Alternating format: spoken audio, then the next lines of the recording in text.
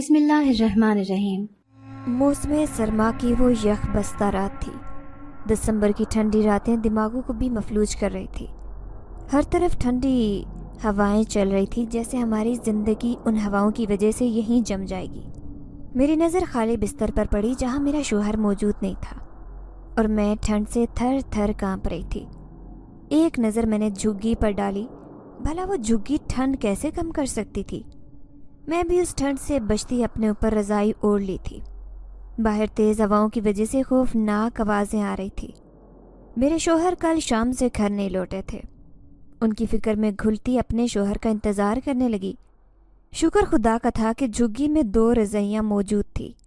एक रज़ाई में मेरे शोहर उस ठंड से बचने के लिए वो ले लिया करते थे और एक रज़ाई बहुत फटी पुरानी सी अक्सर बिस्तर की जगह बिछाने के लिए रख लिया करते। मेरी शादी को 6 साल हो चुके थे, मगर अभी तक औलाद की नेमत से महरूम थी। मैं झुग्गी में चक्कर लगाते अपने शोहर का इंतज़ार कर रही थी, जब अचानक झुग्गी के बाहर एक हेला सा नज़र आया। मैं जल्दी से झुग्गी के बाहर पहुंची, मगर वहाँ कोई भी नहीं था। मैंने इधर उधर बाकी झुग्गियों में देखा तो वहाँ भी कोई नहीं था।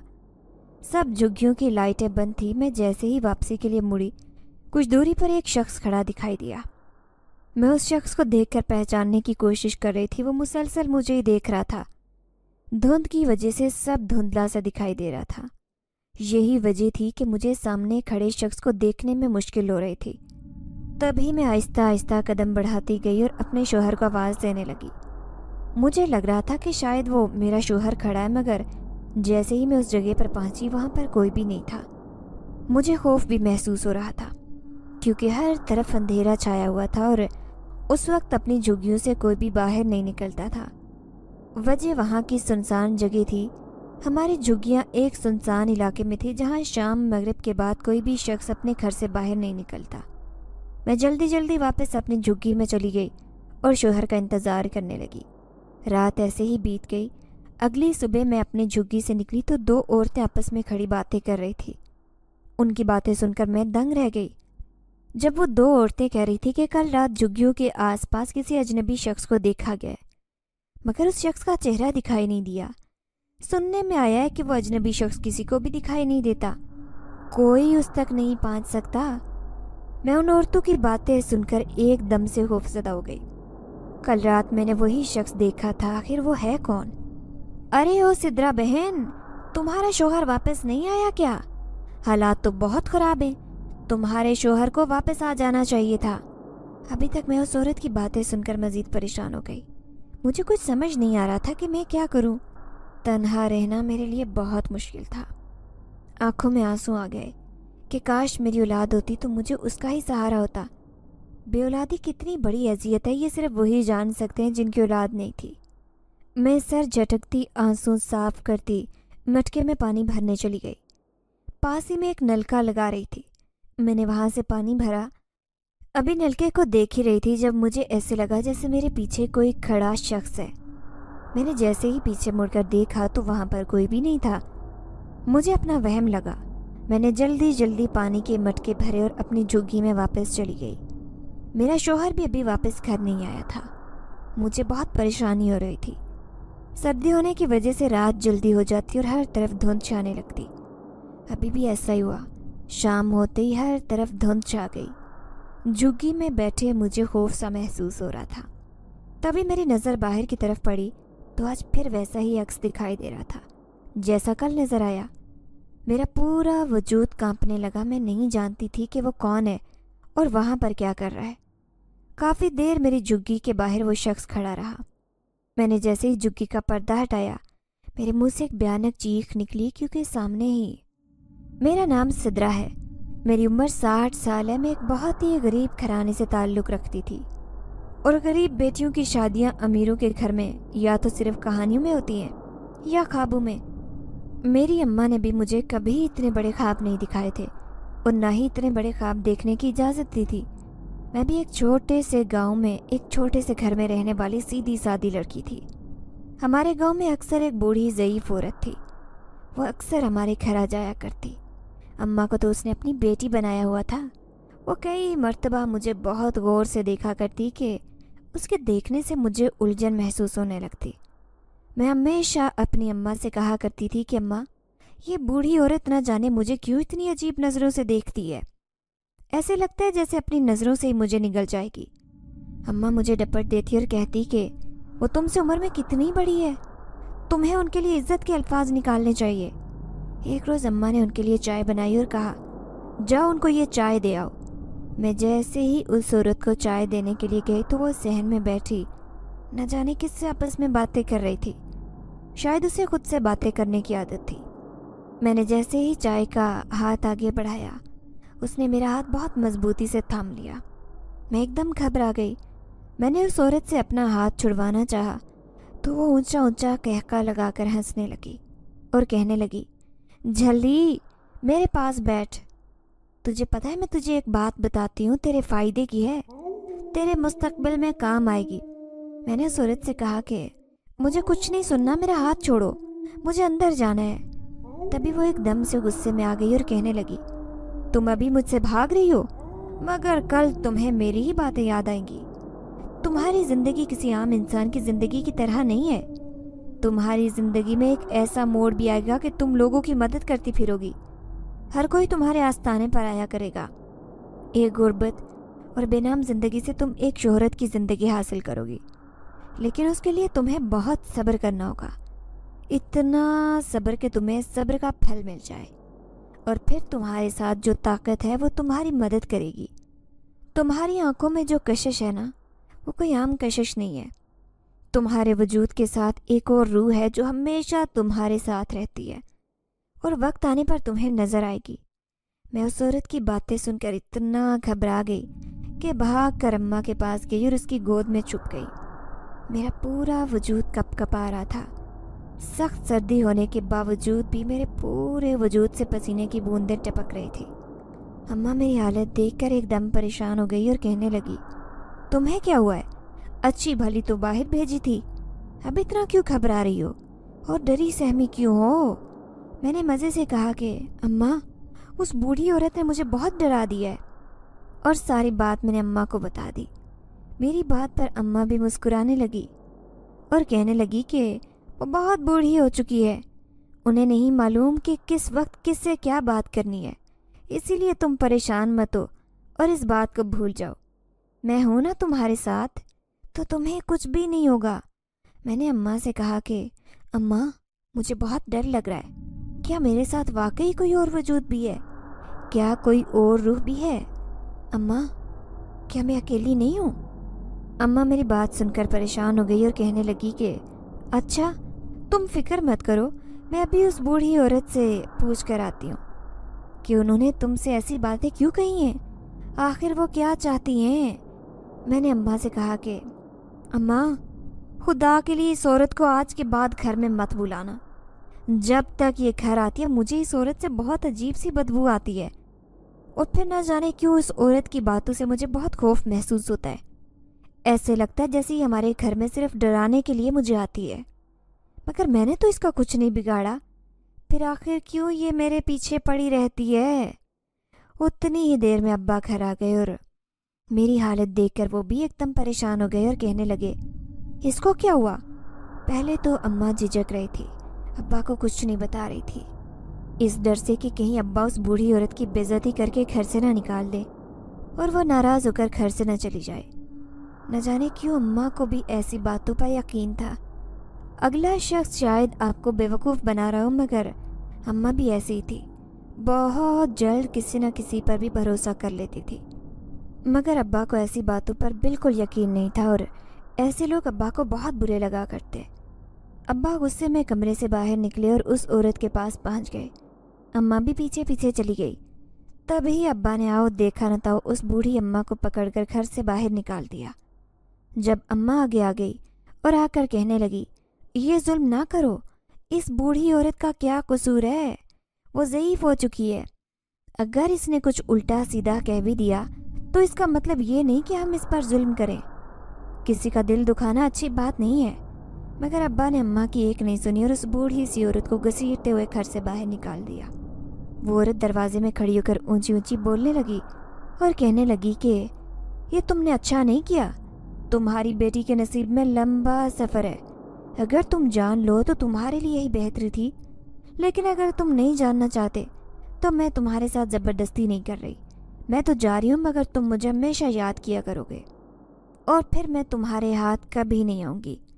हाँ, लेकिन एक रोज़ मेरे घर से ही एक शख्स तुम्हारी बेटी की ज़िंदगी में आएगा। फिर वो तुम्हारी बेटी की मुश्किल वक्त में मदद करेगा और फिर उस वक्त तुम्हारी बेटी को मेरी सारी बातें याद आएंगी, मेरी बातों का मकसद याद आ जाएगा। इतना कहकर वो औरत चली गई। मैं दरवाजे में खड़ी बहुत गौर से उस औरत को देख रही थी। मुझे तो समझ नहीं आ रही थी कि वो औरत क्या बातें करके गई है, मगर इसके बावजूद मैंने डरना घबराना शुरू कर दिया। अम्मा कहने लगी, तुम्हें डरने घबराने की ज़रूरत नहीं है, वक्त के साथ सब ठीक हो जाएगा और तुम सब भूल जाओगी। उसकी बातों पर ज़्यादा ध्यान मत दो। बूढ़ी ज़ईफ़ औरत है, जो मुंह में आता है कह देती है। वक्त का काम गुजरना है, वो तो गुजर जाता है। मैं थोड़ी जवान हुई तो अब्बा इस दुनिया से रुखसत हो गए। अब्बा के जाने के बाद अम्मा और मैं बहुत तंगियाँ काट रहे थे। कई दिन फाकों में भी गुजारना पड़ते। हम गरीब ज़रूर थे, मगर कभी भूखे नहीं सोए थे। मगर अब्बा के बाद मुझे और अम्मा को भूखे भी सोना पड़ता। कभी किसी से मांग कर तो कभी किसी से मांग कर गुजर बसर हो जाता। अब मैं जवान हो रही थी। अम्मा को मेरी शादी की फिक्र थी, मगर जिस घर में 2 वक्त की रोटी ना हो खाने के लिए, वहाँ भला अपना रिश्ता कौन लाता है। और आज आस पड़ोस के लोग तो सभी हम लोगों से वाकिफ़ थे कि हम लोग कुछ कमा नहीं सकते। अक्सर तो खाने पीने की कोई चीज़ घर पर नहीं होती। एक रोज़ ऐसे ही मैं सहन साफ़ कर रही थी जब दरवाजे पर ज़ोर ज़ोर से दस्तक होने लगी। मैं कम ही घर का दरवाज़ा खोला करती थी, क्योंकि मेरे दिल में डर था कि कहीं वो औरत वापस ना आ जाए। मेरा बचपन तो गुजर गया, मगर मेरा डर अभी तक नहीं गया था। मगर उस डर के बारे में मैं अम्मा को कुछ नहीं कहती थी, ना ही उनको कुछ बताती थी, क्योंकि अम्मा अब्बा की वजह से पहले ही बहुत परेशान रहती थी। उस वक्त मेरी शादी ना होना और घर के अखराजात, ये सब अम्मा को हर वक्त परेशान रखते। पर मैं अपने डर का बताकर अम्मा को मज़ीद परेशान नहीं करना चाहती थी। अम्मा कहने लगी, कब से बाहर दरवाज़ा खटक रहा है, दरवाज़ा खोल दिया करो। तो मैंने अम्मा को ये कहकर टाल दिया कि अम्मा, लोगों के मुंह नहीं पकड़े जा सकते। मैं नहीं चाहती कि कोई भी मुझ पर उंगली उठाए आपकी तरबियत पर, क्योंकि यहाँ पर तो लोग बातें करना बंद नहीं करते। फिर भला इंसान जैसा मर्जी क्यों ना हो, हमने इतना अरसा उन लोगों के साथ गुजारा है, मगर लोग तो लोग हैं ना। जब अपनों ने नहीं पूछा तो गैर कैसे हमारी देखभाल कर सकते हैं। अम्मा मेरी बातों पर सर हिलाती हुई दरवाजे पर गई और जाकर दरवाज़ा खोल दिया तो सामने ही एक पड़ोसन खड़ी थी। जल्दी जल्दी अंदर आ गई। ये वो पड़ोसन थी जिसको अपने घर कोई नहीं आने देता था।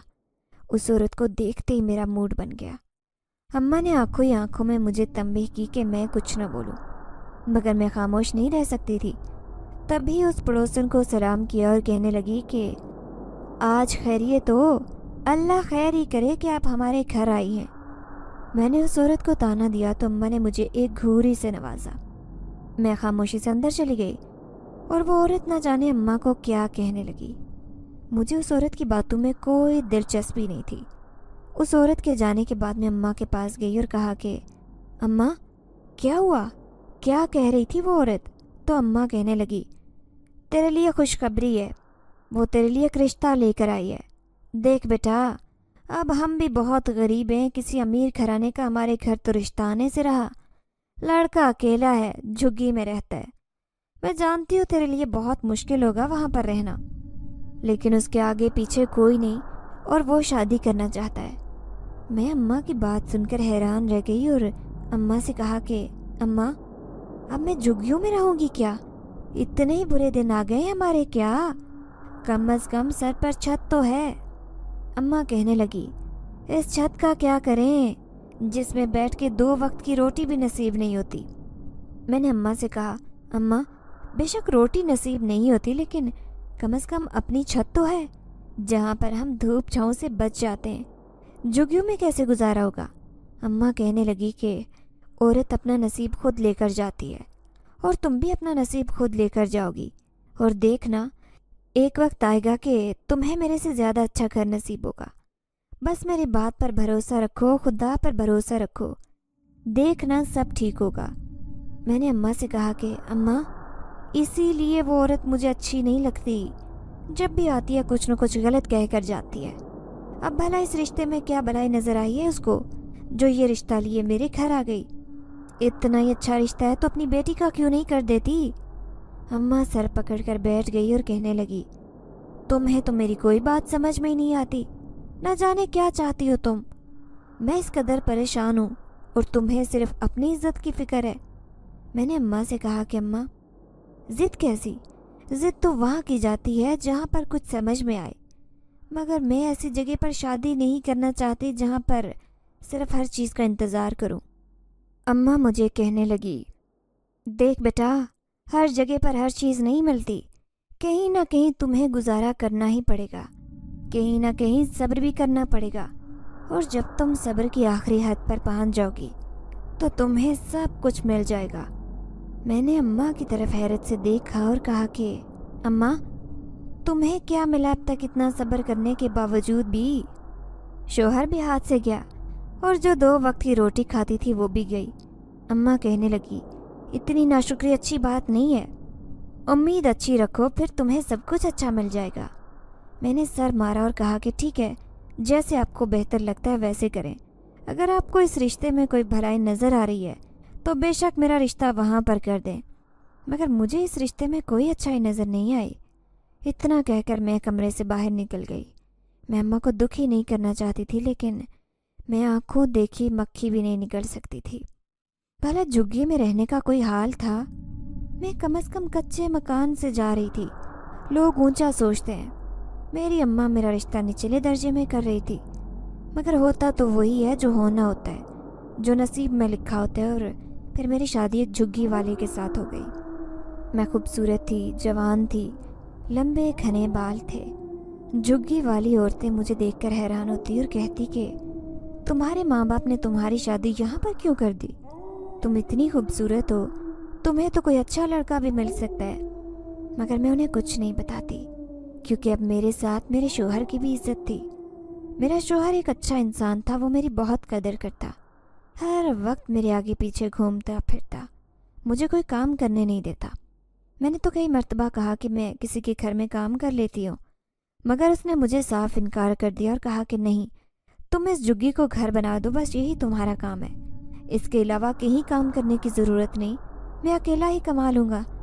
मेरा शोहर मांगता नहीं था, बल्कि मेहनत मजदूरी करता, मगर एक ही खामी थी उसे कि 2 दिन तक मुझसे दूर रहना पड़ा और 2 दिन बाद वो घर वापस आता और यही बात मुझे तकलीफ़ देती। वक्त ऐसे ही गुजरता गया और मैं और मेरा शोहर एक दूसरे के सहारे ज़िंदगी गुजारने लगे। हमारी शादी को 3 साल हो चुके थे, मगर अभी तक औलाद की नेमत नहीं मिली। मैं भी परेशान थी और मेरा शोहर भी परेशान रहता, क्योंकि उसे भी बच्चे बहुत पसंद थे। मैंने कई मर्तबा उसको कहा कि हम किसी डॉक्टर या हकीम को दिखा देते हैं, तो वो कहने लगता कि नहीं, ये अल्लाह की नाशुक्री होगी। जब अल्लाह देना चाहेगा हमें औलाद दे देगा, और जिस तरह देना चाहेगा हमें औलाद वो देगा। इसीलिए किसी डॉक्टर या हकीम को दिखाने की ज़रूरत नहीं। मैं अपने शोहर की बात भी समझती थी कि उसका अल्लाह पर ईमान बहुत पुख्ता था। ज़िंदगी ऐसे ही गुजरती गई। मेरा शोहर ज़्यादा मेहनत करके रोटी कमाता और 2 वक्त की रोटी तो मिल रही थी, मगर अब छत से महरूम थे। फिर कभी कभार मुझे अम्मा की बातें याद आती कि हर जगह हर चीज़ नहीं मिल जाती। अगर अम्मा के घर में छत थी तो खाने को रोटी नहीं थी, और अब अगर रोटी मिल रही थी तो छत से महरूम थी। मगर मैं हर वक्त दुआ करती कि या खुदा, मुझे घर भी अता कर और औलाद भी अता कर। अम्मा ने जहेज़ में मेरे लिए कुछ बिस्तरे दिए थे। गर्मी में सख्त गर्मी की वजह से झुग्गी में रहना मुश्किल था, मगर सर्दियों में धुंध और ठंड की वजह से हालत ज़्यादा बुरी थी, क्योंकि सर्दियों में एक रज़ाई के साथ झुग्गी में रहना आसान काम नहीं था। मैं शोहर को कहती कि इन सर्दियों में पैसे जमा करके बिस्तर ले आऊँगी, मगर जब भी पैसे जोड़ने की कहती, न जाने क्यों वो कहीं ना कहीं लग जाते। एक मर्तबा मेरे शोहर ने मुझे कई पैसे लाकर दिए और कहा कि कल बाज़ार से जाकर बिस्तर ले आएंगे, मगर उसी रात शोहर को तेज़ बुखार हुआ और वो बिस्तर पर आ गए। जो पैसे उन्होंने मुझे महफूज करने के लिए दिए थे बिस्तर लाने के लिए, वो उनके इलाज पर लग गए। और फिर कभी अगर मैं पैसे जमा करने की कोशिश करती तो कोई नई मुसीबत गले पड़ जाती और फिर वो पैसे वहाँ लग जाते। ऐसे ही वक्त गुजरता गया। एक रोज़ मेरा शोहर बिस्तर पर बैठा था। जब मैंने उसे रज़ाई दी, یہ ٹھنڈی راتوں کے دن تھے، ان میں اکثر بہت ٹھنڈ ہو جایا کرتی کہ جھگی میں رضائی لیے بغیر گزارا نہیں تھا۔ میں اکثر سوچتی کہ ہماری ساری زندگی ایسے ہی گزرے گی، لیکن پھر اماں کی کہی بات یاد آتی کہ میں اپنا نصیب خود لے کر آئی ہوں۔ اگر میرے نصیب میں مال و دولت ہوتا تو وہ مجھے ضرور مل جائے گا، اور میں نے شوہر کے نصیب میں اگر اولاد ہوتی تو وہ بھی ہمیں مل جائے گی۔ مگر صبر کہاں آتا ہے؟ جس کے پاس جو خامی ہو انسان وہی سوچتا ہے، اسی کی طلب ہمیشہ انسان کو مایوس کرتی ہے۔ میں بھی وقت کے ساتھ ساتھ مایوس ہوتی جا رہی تھی۔ اب تو رضائیوں کی حالت بھی خراب ہو چکی تھی۔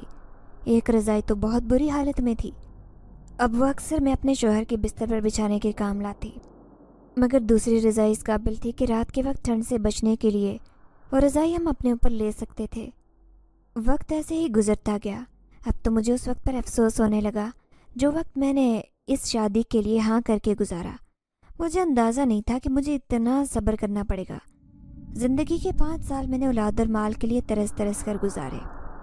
وقت ایسا بے رحم ثابت ہوا کہ میری سوئی کبھی بھی سیدھی نہیں ہوئی۔ اس دوران میری اماں بھی دنیا سے جا چکی تھی۔ میرا کوئی والی وارث نہیں تھا۔ میں کس کے پاس جاؤں، کہاں رہوں، مجھے نہیں پتا۔ اس لیے مجبوراً مجھے شوہر کے ساتھ ہی زندگی گزارنی پڑ رہی تھی۔ میرا شوہر ہمیشہ مجھے کہتا تھا کہ میں جانتا ہوں تم مجھ سے تنگ آ گئی ہو، مگر میں کیا کروں؟ جب کوشش کرتا ہوں کہ تمہارے لیے کچھ اچھا کروں تب کوئی نہ کوئی رکاوٹ آ جاتی ہے۔ میں اپنے شوہر کو اکثر کہتی کہ مجھے جھگی میں بہت خوف محسوس ہوتا ہے۔ جب تم چلے جاتے ہو تو میں بے بس ہو جاتی ہوں۔ میں کس کو اپنا کہوں؟ میرے پاس اس جھگی کے علاوہ کچھ بھی تو نہیں ہے، اور پھر جب خوف محسوس ہوتا ہے تو میرے پاس سر چھپانے کے لیے بھی کوئی جگہ نہیں ہوتی۔ اس سب میں میرا قصور نہیں ہے۔ میں نے ساری زندگی ابا کے سر پر عیاشی کی ہے، لیکن اب جب مجھے ہر چیز کے لیے ترسنا پڑتا ہے تب مجھے تکلیف ہوتی ہے۔ سردیوں کی آمد تھی، رات جلدی ہونا شروع ہو گئی تھی اور دن بھی ٹھنڈے ہو گئے تھے۔ میں کھانا بنا رہی تھی جب میرا شوہر میرے پاس آیا اور آ کر کہنے لگا کہ مجھے 1-2 دن کے لیے شہر سے باہر جانا پڑ رہا ہے۔ مجھے کافی حیرت ہوئی کیونکہ میں نہیں جانتی تھی کہ میرا شوہر کیا کام کرتا ہے۔ میں نے اپنے شوہر سے پوچھا کہ خیریت ہے، کس سلسلے میں شہر سے باہر جانا پڑ رہا ہے؟ تبھی میرا شوہر کہنے لگا کہ کچھ ضروری کام ہے، کوشش کروں گا کہ 2 دن کے اندر واپس آ جاؤں، مگر میرا دل بہت گھبرا رہا تھا۔ ایسے لگ رہا تھا جیسے کوئی انہونی ہونے والی ہے۔ میرا شوہر جائے گا اور کبھی واپس نہیں آئے گا، بس یہی سوچ کر میں پریشان ہو رہی تھی۔ میرا دل بہت گھبرا رہا تھا۔ میں نے اپنے شوہر کو بھی روکنا چاہا، لیکن اس کا کہنا تھا کہ یہ کام بہت ضروری ہے اور اگر یہ کام بن گیا تو تمہاری جو شکایتیں وہ بھی ختم ہو جائیں گی۔ پیسے ہی پیسے ہمارے گھر میں ہوں گے اور ہم کسی کچے مکان میں چلے جائیں گے، ایسے جھگیوں میں رہنا چھوڑ دیں گے۔ اماں کا گھر میرے لیے سب سے بہترین تھا، مگر اماں کے جانے کے بعد ہم نے آس پڑوس سے جتنا بھی قرضہ لیا تھا وہ گھر بیچ کر ادا کرنا پڑا۔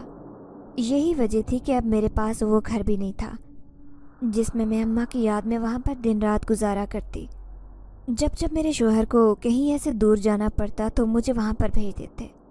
وقت تو گزر جاتا ہے۔ میرے شوہر شہر سے باہر تھے، 2 دن مسلسل گزر چکے تھے، ابھی بھی ان کی واپسی نہیں ہوئی تھی۔ تیسرے دن میں پریشان ہونے لگی۔ میرے پاس کوئی ایسی چیز بھی نہیں تھی جس سے میں ان سے رابطہ کر سکتی۔ میں دن رات دعائیں کرتی کہ میرا شوہر واپس لوٹ آئے، اور آ کر گھر پر چوتھے دن وہ گھر کا راشن لے کر لوٹے تو جیسے میری جان میں جان آ گئی تھی۔ وقت ایسے ہی گزرتا گیا۔ میں نے ان پیسوں کو جوڑ لیا اور کچھ راشن منگوا لیا۔ اب تو سردیاں بھی قریب تھی اور میں نے سوچ لیا تھا کہ میں ہر حالت میں رضائی کے 2 جوڑے لے کر آؤں گی اور جو پرانی رضائیاں ہیں ان کو بستر بنا لوں گی۔ اس طرح ہماری سردیاں آسانی سے گزر جائیں گی۔ وہ مہینہ ہم نے سکون سے بیٹھ کر کھانا کھایا کیونکہ میرے شوہر نے ان 4 دنوں میں بہت پیسے کما لیے تھے۔ دسمبر کا مہینہ شروع ہوا تو چاروں اور دھند پھیلنے لگی، راتیں مزید جلدی ہو جاتی، مگر یہ شکر تھا کہ شوہر ابھی میرے پاس ہی رہتے تھے۔ ایک روز میرے شوہر مجھ سے کہنے لگے کہ آج پھر مجھے شہر کے باہر ایک کام ملا ہے، میں وہ کام کرنے کے لیے جانا چاہتا ہوں، مگر یہ سردیاں ہمیشہ ہی میرے لیے خطرناک ثابت ہوتی ہیں۔ میرا دل تو نہیں مان رہا مگر مجبوری ہے کہ مجھے جانا ہوگا۔ تم اپنا خیال رکھنا، میں جلد واپس لوٹنے کی کوشش کروں گا۔ میں نے اپنے شوہر کو کافی روکا اور کہا کہ اس بار میرا دل بہت گھبرا رہا ہے، آپ نہ جائیں، یہاں جو کام ملتا ہے وہ کر لیں۔ उसी में मैं गुजर बसर कर लूँगी। मेरा शौहर मुस्कुराने लगा और कहने लगा, मैं जानता हूँ तुम्हें मुझसे शिकायतें हैं, बस वो शिकायतें पूरी करना चाहता हूँ। मेरा भी शौक़ है कि मैं तुम्हारे नखरे उठाऊँ, और हमारे पास नखरे उठाने के लिए है ही क्या। औलाद तो अभी तक अल्लाह ने दी नहीं।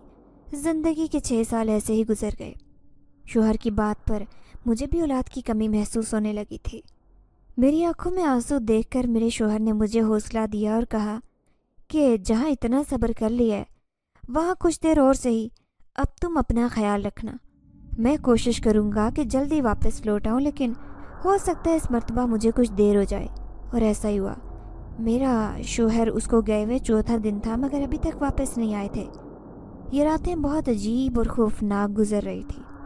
उस पर उस आदमी का मुझे यूँ रोज़ बरोज़ दिखाई देना, कभी उसका एक्स दिखाई देना तो कभी उसका चेहरा धुंधला सा मेरी आंखों के सामने आ जाना। आज भी ऐसे ही जैसे मैंने पर्दा हटाया तो सामने का मंजर देखकर मेरी चीखें निकल गई, क्योंकि सामने मेरा शौहर खड़ा था और मुझे लगा शायद वही शख्स है जिसका मैं चेहरा नहीं देख पा रही।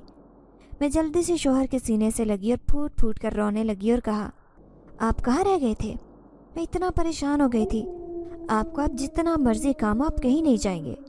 मेरे शौहर भी परेशान हो गए, क्योंकि मैंने ऐसा कभी नहीं किया था। मेरे शौहर ने कहा कि क्या हुआ, सब ठीक तो है? मैंने कहा कि बस मैं डर गई थी। तभी वो हंसने लगे और कहने लगे, अच्छा चलो कोई बात नहीं, मैं आ गया हूँ ना, अब जाओ झुग्गी का पर्दा ठीक करो। मैंने ध्यान दिया तो पर्दा पीछे था। मैं जैसे ही पर्दा ठीक करने के लिए गई, वही शख्स दोबारा से धुंध में खड़ा मेरी तरफ देख रहा था। मेरी तो आंखें हैरत से फैल गई। ये कौन था और आखिर मुझे क्यों नजर आ रहा था? कुछ देर बाद मैंने पर्दा आगे किया, मगर उसकी आंखें पुरकशिश थी। धुंध में भी उसकी नीली चमकती आंखें मुझे साफ दिखाई दे रही थी, जिसने हर जगह पर रोशनी फैलाई थी। दिन गुजरते गए और मेरे शौहर अब मेरे साथ रहने लगे। उनका अब उसी शहर में काम मिलना शुरू हो गया था जिस शहर में हम लोग रह रहे थे। मैंने अपने शौहर से कई मर्तबा कहा कि मैं भी आपके साथ कोई काम करवा देती हूँ, मगर उन्होंने मेरी कोई बात नहीं मानी, क्योंकि मैं सारा दिन झुग्गी में रहकर तंग पड़ जाती। मगर मेरे शौहर को इस बात की परवाह नहीं थी। अभी भी आधी रात हो चुकी थी, मगर अभी तक मेरे शौहर घर नहीं आए थे। तभी मेरी झुग्गी के बाहर फिर से कोई अक्स दिखाई दिया। मैं डर के मारे अपने बिस्तर पर बैठ गई, मगर थोड़ी देर बाद झुग्गी का पर्दा हिलने लगा, जिसका मतलब था कि कोई पर्दा ही खटखटा रहा है। ऐसा तो सिर्फ हमारे झुग्गी वाले ही करते थे, क्योंकि हम लोगों ने एक दूसरे के घर जाने की निशानी रखी हुई थी। मैं जल्दी से उठी और मुझे लगा कि शायद कोई पड़ोसन होगी, और पर्दा पीछे किया तो सामने एक फ़कीर था। मैंने लंबा सांस खींचा और पूछा कि क्या हुआ, क्या चाहिए? तो कहने लगा कि बाहर बहुत ठंड है, मुझे ऊपर लेने के लिए कोई चादर दे दो। मैंने उसकी तरफ देखा और कहा कि मेरे पास तो कोई चादर नहीं है, मगर एक फटी रज़ाई ज़रूर है, अगर तुम चाहो तो वो दे सकती हूँ। तभी वो फ़कीर कहने लगा, हाँ हाँ, मुझे वही रज़ाई दे दो, मैं तुम्हारा बहुत मशगूर हूँगा। मैंने उस आदमी से कहा कि ठीक है, तुम ये रज़ाई ले जाओ, मगर मेरे लिए दुआ करते जाना कि खुदा मुझे साहिब औलाद करे। मैं वापस झुग्गी में चली गई और उसके लिए रज़ाई ले आई। रज़ाई मैंने उसको हाथ में पकड़ाई और उसे दुआ करने के लिए कहा। उसने रज़ाई की हालत देखी तो मैं शर्मिंदगी के मारे नज़रें झुका गई और कहा, मेरे पास इसके अलावा एक और रज़ाई है, मगर वो मैं और मेरा शौहर लेते हैं। इस झुग्गी में रहना ठंड की वजह से हम लोगों को मुश्किल होता है। तभी उसने अपनी जेब में न जाने क्या तलाश करना शुरू कर दिया। उसका कुर्ता फटा हुआ था, जगह जगह पैबंद लगे थे। मैंने उस फ़कीर को देखा और खुदा का शुक्र अदा किया कि खुदा ने कम से कम इस हालत से बचा रखा है। बस एक सर छुपाने के लिए छत नहीं थी, बाकी तो हर चीज़ मौजूद है। 2 वक्त की रोटी खाकर सोती हूँ। अम्मा सही कहती थी, मुझे हमेशा बहुत चीज़ें दिखाई देती हैं जो मेरे पास नहीं है, और वो चीज़ नज़र नहीं आती जो मेरे पास मौजूद है। मैं अंदर जाने लगी। उसने मेरा रास्ता रोक लिया और कहने लगा, आज मैं तुम्हें एक ऐसी चीज़ दूंगा जिस पर तुम खुश हो जाओगी। मैं मुस्कुराने लगी और दिल ही दिल में सोचने लगी कि इस फ़कीर के पास भला ऐसा क्या होगा जो ये मुझे ऐसी चीज़ देगा जिससे मैं खुश हो जाऊंगी। तभी उसने जेब में से एक टॉफ़ी निकाली और मेरे हाथ में पकड़ा दी और मेरी मुट्ठी बंद कर दी, और कहने लगा कि जब मैं यहाँ से चला जाऊँगा उसके बाद तुम 2 नवाफिल हाजत के पढ़कर ये टॉफ़ी खा लेना। मैंने कहा ठीक है। मैं मुस्कुराने लगी, मुझे उसकी हरकत अच्छी लगी। एक छोटी सी टॉफ़ी उसने मुझे देकर जैसे रज़ाई लेने का एहसान उतारा। मैं मुस्कुराते हुए अंदर चली गई। उस टॉफ़ी को देखा तो एक संदूक में रखा और उठकर घर के काम करने लगी। उसके बाद सो गई। अगली सुबह मेरा शौहर काम से घर लौटा तो कहने लगा कि एक रज़ाई कहाँ पर है। तो मैंने उससे बता दिया कि एक फ़कीर आया था, उसी को तोहफ़ा दे दी। मेरा शौहर कहने लगा, चलो अच्छा किया, किसी का भी भला हो जाए और हमारा भी हो जाए, न जाने उसकी दुआएं शायद लग जाएं। मगर मुझे उस टॉफ़ी की समझ नहीं आई। मैंने शौहर को कुछ नहीं बताया। ऐसे ही दिन गुजरते गए और मेरे दिलो दिमाग से वो टॉफ़ी निकल गई। एक रोज़ मेरे शौहर ने न जाने किस वजह से संदूक खोला और उसमें से वो टॉफ़ी निकाल कर खा ली। उस रोज़ मुझे याद है कि ये टॉफ़ी तो मैंने खानी थी, मगर मैंने नज़रअंदाज किया क्योंकि ये टॉफ़ी इतनी भी ज़रूरी नहीं थी। आज फिर से शौहर को शहर से बाहर जाना था और मैं फिर से परेशान होने लगी। तो शौहर कहने लगा, अब तो तुम्हें आदत हो जानी चाहिए, क्यों परेशान होती हो यार छोटी छोटी बात पर। मैंने शौहर से कहा कि मुझे आदत नहीं हो रही, मुझे खौफ महसूस होता है आधी आधी रात को जब मैं घर में अकेली होती हूँ, और घर भी ऐसा जो चारों तरफ से खुला है जिसमें मैं महफूज नहीं हूँ। मगर शौहर का जाना ज़रूरी था इसलिए वो चला गया। मगर अब तो मैं ऐसे भी चिढ़ने लगी थी कि हम लोगों के घर में बस हर दूसरे रोज़ इसी बात पर लड़ाई होती कि मेरा शौहर मुझे अकेला छोड़ कर जाता है। बेशक वो काम के लिए जाता है, लेकिन कब तक ऐसे ही चलता रहता। 6 सालों में भी मुझे इस बात की आदत नहीं हुई और 6 साल में हर दूसरे दिन हमारा सिर्फ इसी बात पर झगड़ा होता। शाम हुई तो मैं फिर से झुग्गी में अकेली थी, घुटनों पर सर रखे अपनी सोच में गुम थी, जब फिर से किसी ने पर्दा खटखटाया। मैंने लंबा सांस खींचा और दुआ की कि आज कोई पड़ोसन ही हो जो शायद मेरे घर में आकर मुझसे बातें करे, मेरा दिल बहल जाए, क्योंकि नींद तो मुझे आ नहीं रही थी। मैंने जैसे ही पर्दा हटाया तो वही शख्स सामने खड़ा था। मैं एकदम डर गई, दिल घबराने लगा क्योंकि आज उसकी नीली आंखें बहुत अजीब चमक रही थी। मैंने उससे पूछा कि क्या चाहिए, आज तो मेरे पास देने के लिए कुछ भी नहीं है। तो वो गुस्से से कहने लगा, मैंने कहा था ना वो टॉफ़ी तुम्हें खानी है, ना कि शौहर को। तुमने सारा बना बनाया काम खराब कर दिया। मैंने उसे कहा कि वो महज एक टॉफ़ी थी, तुम इतना गुस्सा क्यों कर रहे हो और तुम्हें कैसे पता चला कि टॉफ़ी मेरे शौहर ने खाई है। वो गुस्से से मेरी तरफ देखने लगा और कहने लगा, बात मत मोड़ो, जब तुम्हें कहा था कि वो टॉफ़ी तुम्हें खानी है फिर तुमने शौहर को क्यों खिला दी। तुमने नवाफिल भी अदा नहीं किए, क्या तुम्हें औलाद नहीं चाहिए। मैंने हैरत से उससे पूछा और कहा कि तुम कैसे जानते हो कि मैं बेऔलाद हूँ, आखिर तुम कौन हो। तभी मेरी साथ वाली पड़ोसन मेरी आवाज़ सुनकर निकली और कहने लगी, तुम किससे बातें कर रही हो। मैंने हैरत से पड़ोसन की तरफ देखा और फिर जैसे ही फ़कीर की तरफ देखा तो वहाँ पर कोई भी नहीं था। मैंने इधर उधर देखा और कहा कि यहाँ पर खड़ा था, उसी से बातें कर रही थी। तभी वो कहने लगी, यहाँ पर तो कोई भी नहीं, मैं तब से झुग्गी में से तुम्हें देख रही हूँ, न जाने किससे अकेले बातें किए जा रही हो। तुम्हें खुद से बातें करने की आदत है। मैंने उसे कहा कि ऐसा कुछ नहीं है। तभी वो कहने लगी, तुम दिमागी मरीज़ा लग रही हो और इस वक्त बहुत परेशान हो। मैंने ना में सर हिलाया और आंखों से आंसू लिए अंदर चली गई। मैंने बैठते ही फूट फूट कर रोना शुरू कर दिया। आखिर मेरे साथ क्या हो रहा था, कुछ समझ नहीं आ रहा था। करना कुछ और चाहती थी, हो कुछ और रहा था। वक्त गुजरता गया और मैं दिन ब दिन बेबस होती गई। शौहर का आना जाना ऐसे ही लगा रहता।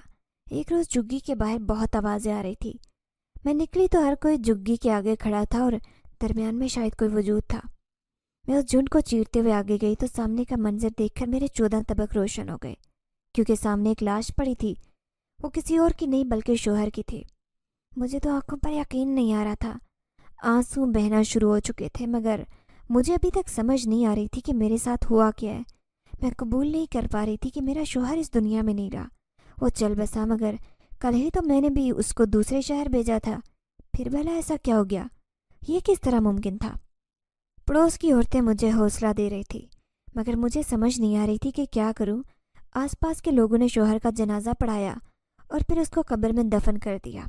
अब मैं अकेली हो गई और इद्दत में भी थी, इसलिए मेरे लिए मुश्किल हो रही थी। मेरे पास कमाई का कोई जरिया नहीं था। शौहर को दफनाते हुए उनकी जेब से जो पैसे निकले वो पड़ोस के लोगों ने मुझे दे दिए, मगर उनके ऊपर सारी ज़िंदगी गुजारा नहीं कर सकती थी। हद 1 महीना भी उस पर गुजारा नहीं कर सकती थी। इद्दत में होने के बाद मुझे समझ नहीं आ रही थी कि क्या करूं। जैसे तैसे मैंने पैसों का महीना गुजारा। आजकल मेरी तबीयत भी ख़राब रहने लगी। मेरी हालत देखकर पड़ोसन कहने लगी, लगता है खुशखबरी है। मगर मुझे कुछ यकीन नहीं था। 4 माह ऐसे ही गुजरे और मेरा शक शक ही रहा। इद्दत मुकम्मल हुई तो एक रोज़ फिर से झुग्गी का दरवाज़ा खटकने लगा। मैं बाहर निकली तो वही फ़कीर दरवाजे के आगे आ गया। मैंने उससे कहा कि अब तो मेरे पास कुछ भी नहीं है तुम्हें देने के लिए। अब तो मेरा शौहर भी दुनिया में नहीं रहा, मैं भला क्या दूंगी। मेरी हालत तुमसे भी बदतर है। उसकी बात सुनकर मैं हैरान रह गई। जब वो कहने लगा मुझसे शादी कर लो, मैंने आंखें फाड़े उसकी तरफ देखा और कहा कि तुम बेवकूफ़ हो क्या, ये कैसी बातें कर रहे हो। तभी वो कहने लगा मैं तुम्हें कुछ और नहीं तो हमारी औलाद होगी। मैंने उससे कहा कि औलाद देने वाली अल्लाह की ज़ात है। तो वो कहने लगा कि अल्लाह ने वसीला बनाया है, दिल माने तो हाँ कर देना, अकेले भी तो ज़िंदगी गुजारनी है। अब तुम्हारे साथ शादी करेगा भी कौन। मैं जल्दी से झुग्गी के अंदर चली गई, मगर इसकी बात मुझे ठीक लग रही थी। इस उम्र में भला मुझसे कौन शादी करेगा, फिर एक झुग्गी वाले से शादी कोई नहीं करता। मगर मैं किस तरह उस फ़कीर से शादी कर सकती थी। शायद मेरी ज़िंदगी मज़ीद मुश्किल होने वाली थी या शायद आसान हो जाती, मैं कुछ कह नहीं सकती थी। अगली सुबह पड़ोसन से बात की तो कहने लगी कौन से फ़कीर की बात कर रही हो, यहाँ भला फ़कीरों के अड्डे पर कौन फ़कीर आएगा, और हंसने लगी। मैंने उसे कहा कि वो अक्सर यहाँ आता है। तो वो हैरत से मेरा चेहरा देखने लगी और कहने लगी मैंने तो आज तक कोई फ़कीर नहीं देखा। मुझे लगता है कि तुमने शोहर का कुछ ज़्यादा ही सदमा ले लिया है। भला कोई फ़कीर शादी के लिए तुम्हें क्यों कहेगा। मैंने गहरा सांस लिया और उससे कहा कि मैं झूठ नहीं बोल रही, मगर जब से उसे मेरी बात पर यकीन नहीं आया तो मैं उठ के आ गई।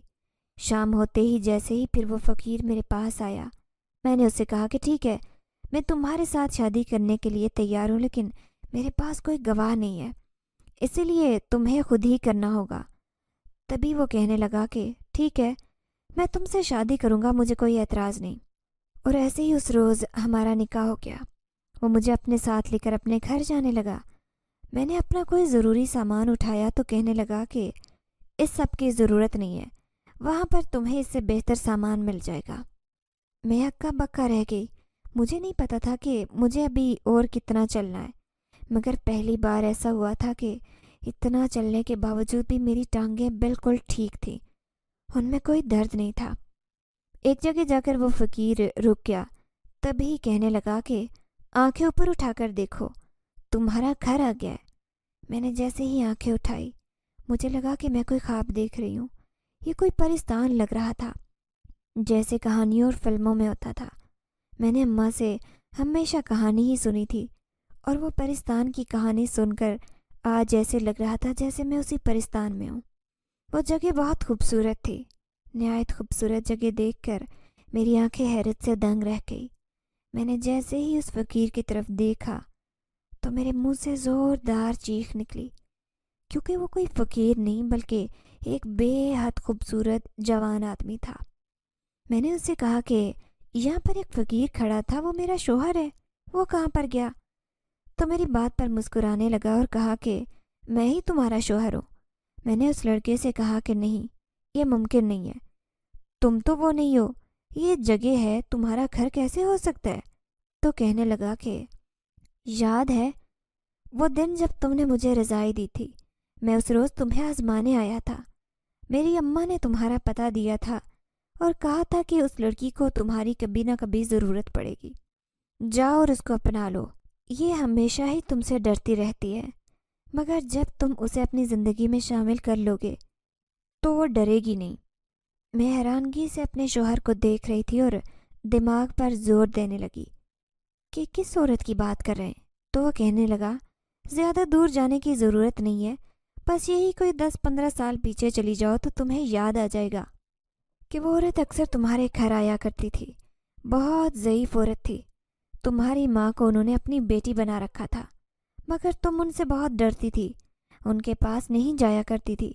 अगर तुम्हें याद हो तो मुझे उसी वक्त वो औरत याद आई। उसकी कुछ कुछ बातें भी याद आईं, क्योंकि मैं तब बहुत छोटी थी और मुझे अंदाज़ा नहीं था कि वो क्या बातें कर रही है। मगर आज बखूबी अंदाज़ा हो गया था कि उसने ये सब कुछ क्या कहा था। तभी वो कहने लगा कि हम लोग इंसान नहीं हैं, मेरी अम्मा भी इंसान नहीं थी, हम लोग शाहे जिन्नात हैं और हमारा काम लोगों की मदद करना है। तुम्हारी भी मैं मदद करना चाहता था, मगर उसमें मेरी अम्मा की मर्ज़ी भी शामिल थी। चलो आओ, मैं तुम्हें तुम्हारी ही सास से मिलवाता हूँ। उम्मीद करता हूँ कि अब की मर्तबा तुम हमसे डरोगी नहीं। इतना कहकर वो मुस्कुराते हुए मुझे अपने घर के अंदर ले गया और फिर मेरी शादी उसी जिनजात से हुई और मैं दुनिया की हर वो आसाइश देख रही थी जो मैंने कभी अपने ख्वाब में भी नहीं सोचा था। नाजरीन, अगर आपको आज की ये कहानी अच्छी लगी हो तो वीडियो को लाइक जरूर करें।